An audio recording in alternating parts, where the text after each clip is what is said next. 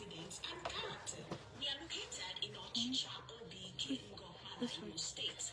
I'm halfway. Facebook and Instagram at Divine Mercy _ Is it live now? Call or WhatsApp on 090-1250-0444. Email us at dmarasmart@gmail.com. Divine Mercy American International Academy, raising excellence, shaping the future.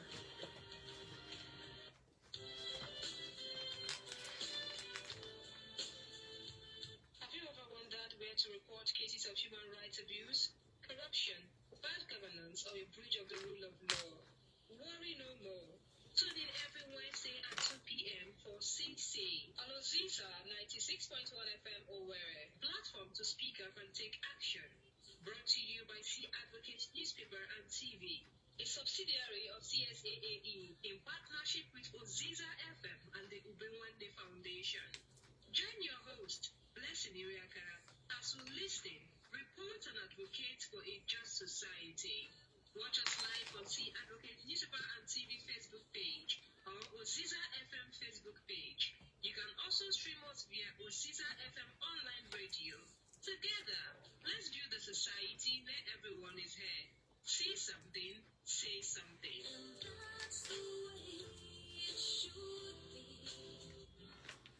Good afternoon, our wonderful listeners, and welcome to See Something, Say Something program brought to you by C-Advocate Newspaper and TV in partnership with Oziza FM.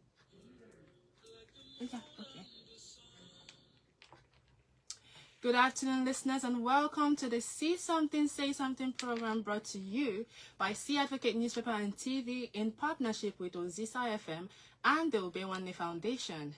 I trust you all had a wonderful day, and I want to first of all apologize for the lateness. Honestly, if you've not been in Owerri traffic, you will not understand what it means to be late sometimes. But I thank God that we're here again, you know, bringing up the normal See Something, Say Something program that is all about advocacy, all about outreach, and the rest of them. You know what this program is all about, right? So to our listeners, our new listeners, and our old listeners, I welcome you to another day of See Something, Say Something. So today, or not just today, since for a few weeks now, we've been talking about elders' right, and we've been hitting hard on geriatric care.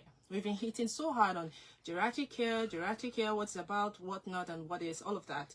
It's still all about the elders' right, because first things first, their health and their well-being, it matters. Now, let's just dive into something a little more essential, or that is actually very essential, and a very essential part of elders' right, and that is, what does the law say about care for the elderly? Now, we are moving it down from their health, family. We're now moving it down now to what the law says. What does the government say?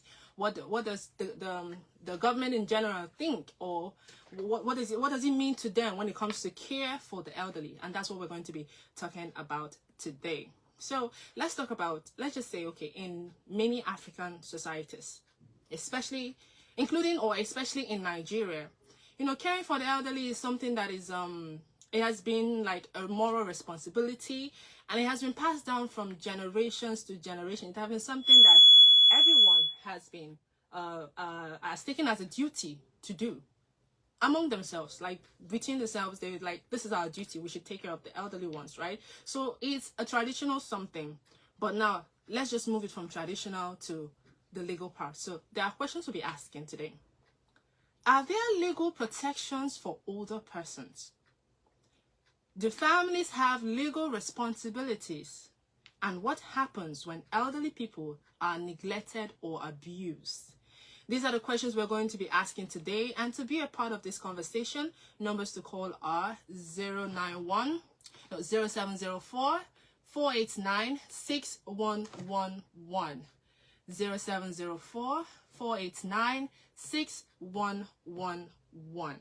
We're also live on Facebook, on C-Advocate News, and also on Oziza FM. So you can send us a message there. You can also tell us what you think are the legal protections for older persons, and do families have legal responsibilities? You tell us if there are legal responsibilities the family have. You also tell us what happens when elderly people are neglected or abused, because we need to spotlight these things when it comes to elderly ones. We need to spotlight the important places that they are being affected that we don't always talk about, because we see them as older persons, they don't have any issue, but when you look deep inside it, they have lots of issues. We've been hitting hard on geriatric care because it's the part that concerns their health and well-being, but when you look more into it, you find that there are so many issues that don't always come up when it comes to what elders' rights. So one of them we're going to treat today is, what does the law actually say about care for the elderly? That's what we're going to be talking about today. Now let's talk about the legal rights of the elderly. Yes, there are legal rights of the elderly. In Nigeria, while there are no single or comprehensive national law that are solely dedicated to elderly, then there are several legal frameworks and policies that have been provided for protection. There are laws, there are frameworks, there are legal frameworks, and there are policies that have been provided for their protection, even though there isn't any law that is specifically dedicated to them. Well, let's talk about the 1999 Constitution of the Federal Republic of Nigeria, where it recognized the dignity of citizens, including older persons. Now, it's everyone in general, but the younger ones, but the children, but the older persons, they also fall in line in that constitution. So they are still in the general, not specifically made for them. It's still the part where you talk about every citizen of Nigeria, where you talk about the dignity of citizens. So they not say dignity of older person, they say dignity of citizens. So they fall there, but it's not generalized, right? Now that means the elderly have the right to life, just as every other citizen of Nigeria have. They also have the right to dignity, and they have the right to freedom from inhumane or degrading treatment. Believe it or not, they suffer these things. You might not know. You'd say, is it possible that an older person will be going through inhumane or degrading treatment? Is it possible? I mean, we should respect our elders. We should respect our old ones. Is it possible that they are still going through this kind of thing? Yes, there are direct and indirect ways that they suffer these things. And that is what we are going to be looking into today. So now, let's talk about government policies, because we talked about the legal framework. So we aligned it with the 1999 Constitution, where it has to do with the dignity of citizens, which includes the right to life, that's the legal framework that was given to them. Now let's talk about policies now. We have, there are developed policies like the National Policy on Aging. And this aims to promote the welfare of older persons, ensure access to health care, and encourage family and community-based care. This policy was created for these things. It was created to promote the welfare of older persons. It was created to ensure that there is access to health care for the older ones, and to also encourage family and community-based care. That was the reason why this policy was made. But let us just say the truth. We're all Nigerians. Let's just say the truth. These policies are made. We're saying that the government is really doing things, putting some things in place, but is it really implemented? Because implementation remains a challenge we face in this country. Some policies are there, some policies have been made. Yes, you would say there are policies that Nigeria and the government made for the older persons. So why would they say that the older persons are still neglected? When these policies are not put in place, when they're not being implemented, when they're just written on paper, not put into action, then I don't know what it's called. You say that you ensure healthcare, access to healthcare, you encourage family and community-based care, you promote the welfare of older persons, but still, there are older persons that are going through a lot. There are so many of them going through a lot because Nigeria's aging population is growing, yet systems to support older persons, they remain inadequate, honestly, and underdeveloped. While the National Senior Citizens Act, for those of us who know the National Senior Citizens Act of 2018, it was also meant to be implemented, and the National Policy on Aging, that one was for 2021, it signals progress. It signals that we are doing well, we are moving forward when it comes to elders' rights, but their impact is limited by weak implementation and absence of enforceable rights. They are not being enforced. We just hear them. We just know them. So many of us don't even know about the National Senior Citizens Act that was pushed. So many of us don't even know about the National Policy on Aging, We just know that there might be something there, but we don't even know what it is or what it's all about, because there is no implementation. There is no a way to show that, yes, this is really working. Because at the end of the day, we still see older persons who go through a lot of things. They go through neglect, they go through poverty, they go through lack of care, they go through a lot of things. And then you ask, is this policy really working? If you say it's working, then there should be a lesser sense of all of this. Because when you go into the rural areas, let's not go to the civilized areas, because so many persons are being taken care of by their family alone. They don't even mind whether government is doing anything or not. They have the capability of doing that. But what about those people who their parents have served the country all their lives, then to retire into old age, and then at the end of the day, that maybe their words are not really that capable to pick them up, to provide for them? Where is the government that they've been serving? They feel neglected. They feel like all those years that they've been doing things and working, showing loyalty and all of that, only to end up being helpless at old age. That is how most of them feel. And then we ask, government, you say that you have put in some policies, but is it really working? Is it really working? Because if it's working, our parents, our older persons are not supposed to be feeling that way. But the fact that they are still feeling that way means there is something, that there are some gaps that the government needs to fill when it comes to implementing those policies that they have made. So now, because I talked about older persons, they continue to have poor access to geriatric care. I hammered so much on geriatric care. We've been on geriatric care so much to tell you that there are places where it is almost non-existent. Places where it is almost non-existent in this country, of which that should not be the case. It should be everywhere. Since there are policies that ensure all of this, then we need to see so many geriatric care centers. Hospitals that you enter are supposed to have geriatric care units, doctors, nurses that are actually specialized in geriatric care.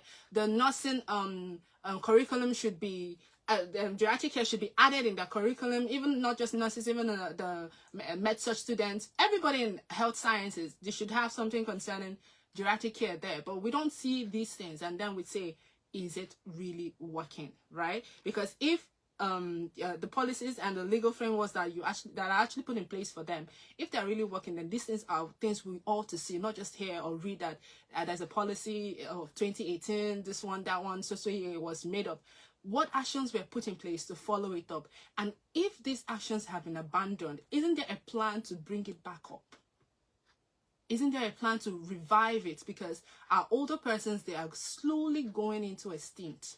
Honestly, some of them are just, any day I die, I take it. Like, they have given up within themselves before their time reach. Slowly, they are walking into that stage. And funny enough, everyone will go into that stage. Everyone will go into that part of life. And then we are here now asking, what are the measures that we need to put in place before everyone walks into that? Personally, I ask, how will my old age be? I say, and I look at how many years from now, because yes, today matters a lot. I know today matters so much. We need to make today right. But if we don't make today right, then how will tomorrow be okay? I also reason that, okay, I wake up in the morning, I'm like, I didn't do this, I didn't do that, I didn't do this, and then I think tomorrow is not going to be so good. I mean, I've literally given up before tomorrow comes, because I have seen that there are some things I didn't put in place before tomorrow comes. So I don't see tomorrow being successful in terms of what I should have put in place today. And that is the same when it comes to old age. All these policies, all these frameworks that have been put in place, are they implemented? Are there actions to show that they are really working? So that before everyone walks into old age, they are 100% sure that something or just something is there as an assurance that they would grow old and grow happy.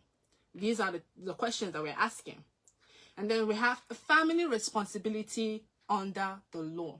Yes, a lot of family members take up responsibilities for their old ones, but there are things that I think the law also implemented when it comes to family responsibilities. So they're saying in many cases, the law expects families to take primary responsibility for the care of their elderly members. Neglecting an elderly parent or relative, especially when they are dependent, can lead to legal actions. Yes, when you neglect your parent, you as a child, this one is for every older person out there. If you feel your child is neglecting you, if you know your child is neglecting you, and you have reasons to prove that your child is neglecting you, I'm telling you that under the law, that child is punishable. Yes, because he or she is not supposed to neglect, his or her parents. They're supposed to take care of them. They're supposed to provide all that they're supposed to provide for them, mentally, health-wise. They're supposed to do that. They're not. It's just almost like abandoning your child. You give birth to a child and you abandon your child, and then you expect the government to fold hands and watch it. It's the same thing when it comes to the older ones. You cannot abandon them because you say it's my life now. They've lived their life, so I want to live my own life now. It doesn't work that way.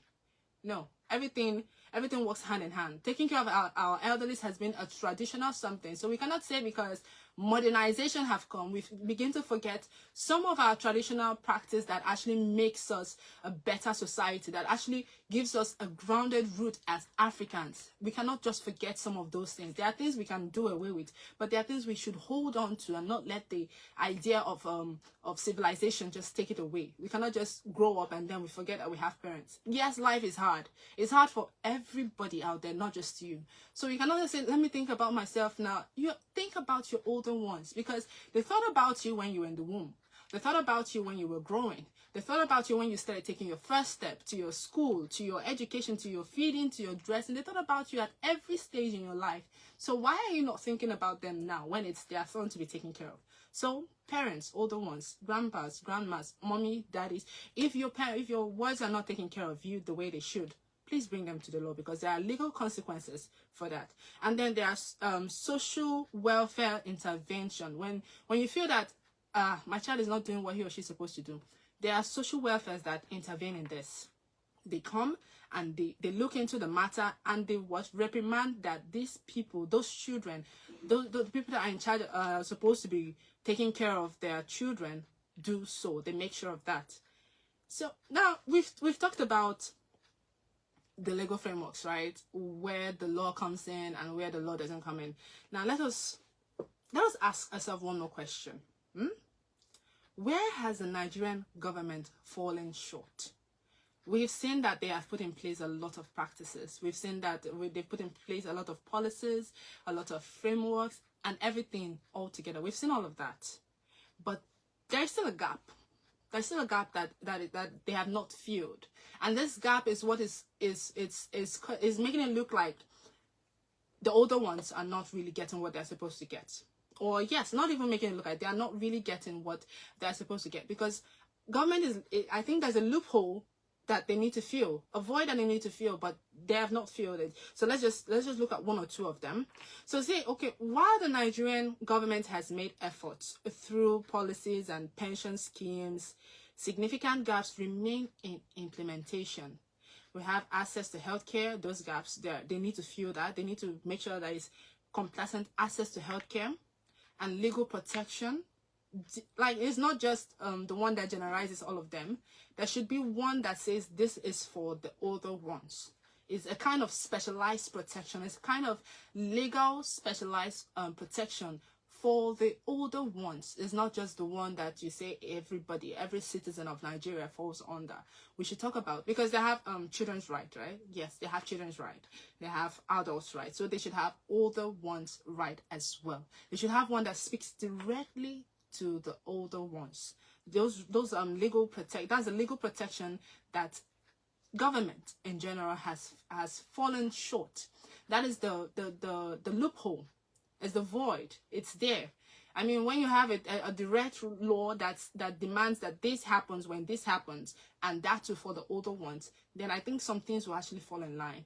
Yes, some things will fall in line. So government, if they can look into their legal protections, put some acts into implementation and follow it up effectively, not just putting it out there and then leaving it there. Following it up effectively. When you make sure that access to healthcare is as possible as anything, that void, when it's filled, I think there will be a change when it comes to care for the elderly. There will be a big change, especially when it comes to Nigeria. Let's take other countries, for example. You know, let it not look like it's such a problem that is not solvable, because it's not possible. When you look at other countries like the UN, you look at the Europeans, you just look outside the US. So many of them, they have these policies that we're talking about. They have these policies. They have them, and they've been putting it in place. There is a UN global policy on elders' right. When you look it up, you would see that they have policies that they follow up steadily on a steady. So it's not something new.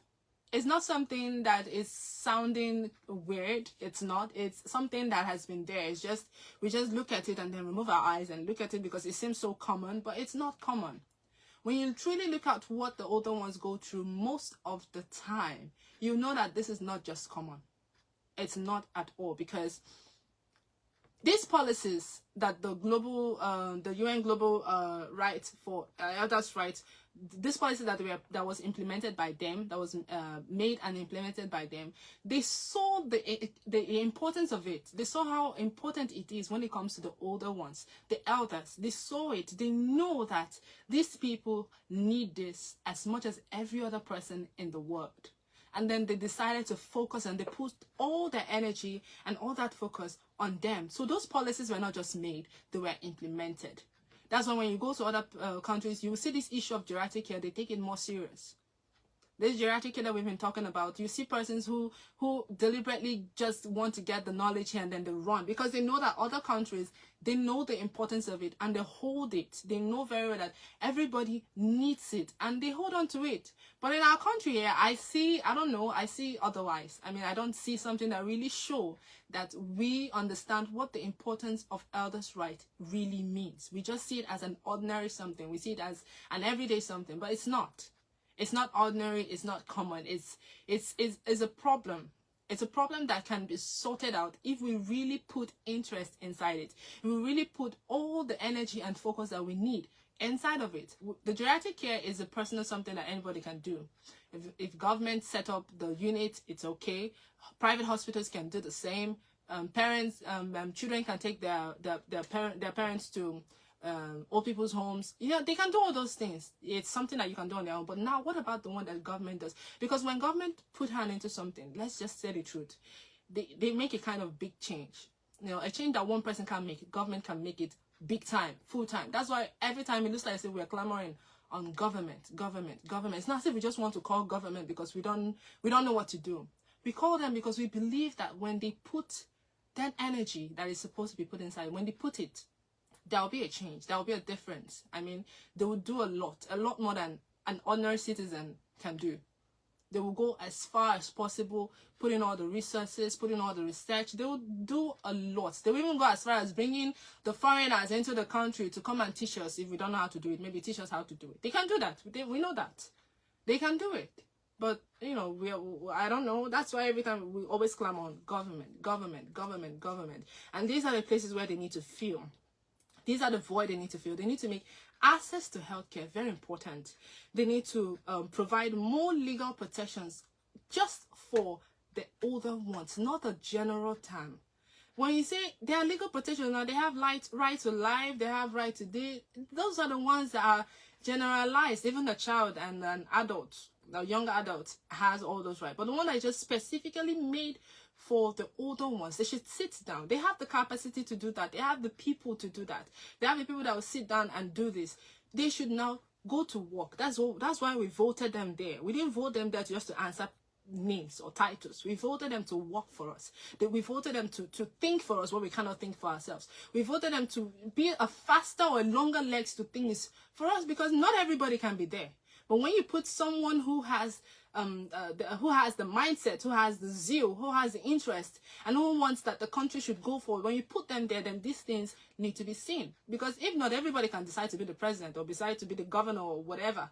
Everybody can decide that a day if we don't need to be making choices anymore. But no, we have these people. We have these people that can be put in place. So the issue of legal protection should be something that our government need to sit down, call the judiciary, sit down, discuss this. Well, how should we do this? How should we do that? Call the House of Representatives, sit down, discuss this. We have people. It's not so hard, because these gaps, they have made they've made many older persons vulnerable to poverty. Yes, poverty is one of the it's not just health wise. Poverty is an issue that a lot of older persons go through, and you ask how.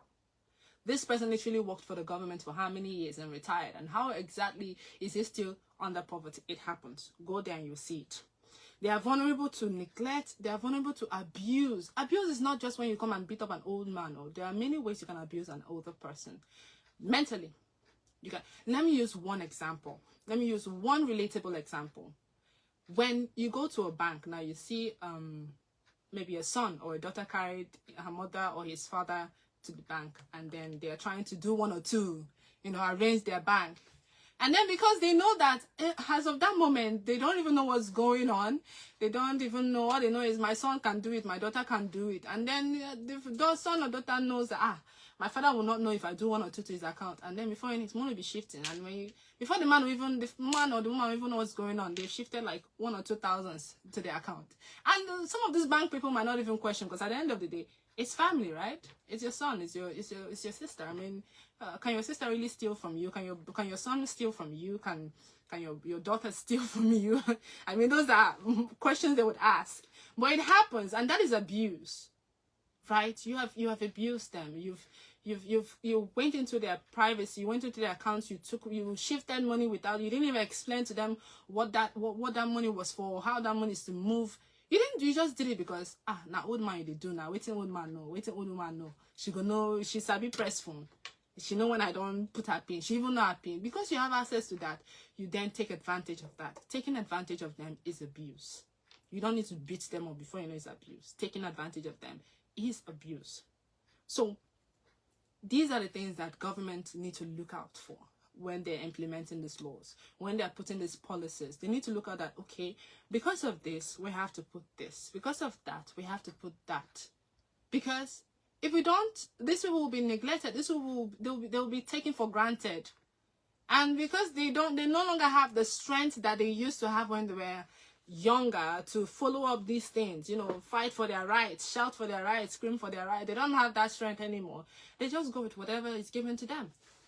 But silently, advocacy groups like C-Advocacy, cost dropping, these two human rights activists, they are the ones that are seeing these things, and they are coming out and they are talking about it every day, because persons will not see it, or even if they see it, they will not see it as an issue. But we see it as an issue. Cost dropping sees it as an issue. C-Advocacy sees it as an issue, and they bring it up every day. And I think if government should look into these human rights activists that bring up things like this, they would see more reasons to put more actions in whatever policies they're making. At this one, not just talking because they just want to form a group of people that knows how to talk. They are talking because they know the importance of pushing this thing out there and getting it right. Because it's all about getting it right. If we're not getting it right, if we are not getting it right in this country is going to go into, I don't know what I'm going to classify what we're going into, because it's not going to be good at all. We won't be going into anything good, because we need to get it right if we want to grow, if we want to be better. And little things like this are what makes it better. We might be looking at bigger issues. Yes, we shouldn't actually overlook bigger issues. But when you look deep inside, there are also small issues that are slowly eating up our country and making it look like we're not going anywhere. But because we're not noticing those issues, it feels like, no, the bigger ones are the only things we go through in this country. But no, there's so many issues that we need to look at. And elders' right is one of them. And that's why we are advocating for them. That's why we are bringing it up to everyone who knows or who understands the importance of the elders' care, elders' rights, protecting them from things that the government see as an issue for just maybe an ordinary, for maybe an older adult. But no, it can also be an issue for the elder ones. It can be, but the only difference is that the younger adult might have a way to navigate it because he's so full of strength, he's so full of energy. But the older ones don't have that energy anymore. They don't have that strength. They don't. So they can't fight as much as the young ones can. So these legal protections, these loopholes that need to be filled are the things that government can do to make a change, especially when it comes to elders' rights. So now, what needs to change? We've been talking about change. What exactly needs to change? One, we need to change the fact that there is a lack of access to healthcare. We need to change the fact that elder ones live in poverty. Even when they've worked their lives out for the government, they live in poverty. We need to also change the fact that they experience neglect. Because, yes, you might say, how are they being neglected? These are ways they are going to be neglected. When you don't put their dignity, their care, their things concerning them at the forefront, we just leave them as the later things. And then they'll feel like, okay, we're now old, so we can now go because, what's left for us again in this life? No, you can't say that. They are not supposed to think that way. They're not supposed to think that life is just okay, we can go. No. They're supposed to feel among. They're supposed to feel among. These are policies that are made. Feeling among, socially included, socially inclusive. They need to feel it, not just hear that they are socially included. They need to feel socially included. Not when they open up constitutions or policies, they see socially included. But are they? They are not. They are kept aside, which is not so good. Because they've retired, they cannot involve themselves in other things again that makes them feel alive. A lot of older ones, they go through that kind of feeling and experience, and this is something that that's why the advocacy group, this advocacy program is always coming up to bring about issues like this, so that we'll say that this is a small issue. It's something that we know it's not so small as we think it is. Because if we are talking about it, it means it's not small anymore. Because when you look into it, when you research on it, when you go and you investigate, you would see that there are so many elders that have so many stories to tell. When you sit them down and you ask them questions, they'll even get tired because they don't even know where to start from. But the final rest for them is, I'm already old, so whenever my maker calls me, I go. That way, they are living. They have accepted the fact that they want to go, but they are not living happily. They are not living fulfilled. They're not living like, okay, I am a part of this country. They feel like they just did what they had to do for the country. In this case, they're asking, because they asked when they were still coming up, when they were younger, growing, building, the country asked them, what will you do for your country? And they did it. Now they are asking, what will the country do for them? What will the government do for them? And it's their right to ask.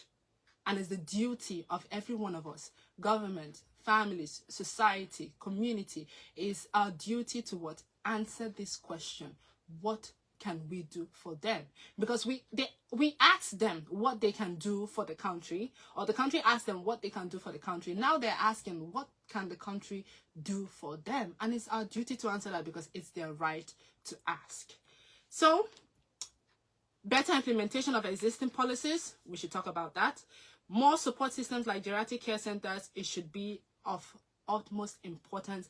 And yes, the one that every other person will agree with me 100%, because they might say, this one you're saying, Shay is when government listen to you, but I know that this one is the one that they'll be so keen on.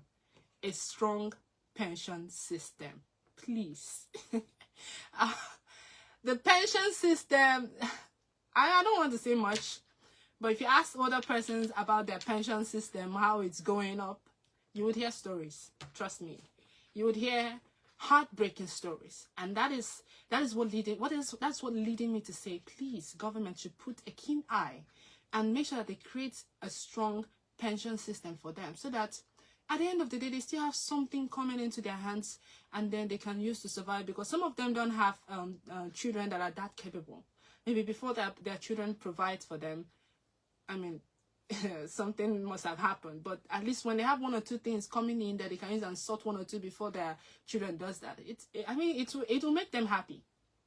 It will make them happy. They'll still feel like they still have a responsibility towards themselves. It will still make them feel, what am I going to say? I'm not going to use masculine because we have female and male older ones. So it will make them feel like, okay, I'm still in charge of my life, in some way. I can still buy one or two for myself because I have money in my account.